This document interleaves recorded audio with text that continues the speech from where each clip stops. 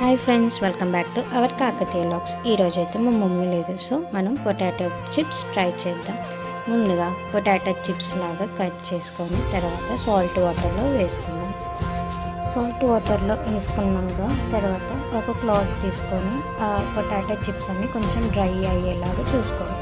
తర్వాత ప్యాన్ పెట్టుకొని అందులో ఆయిల్ వేసుకోండి. పొటాటో చిప్స్ కొంచెం light brown shade golden colour వచ్చే వరకు ఫ్రై చేసుకుందాం.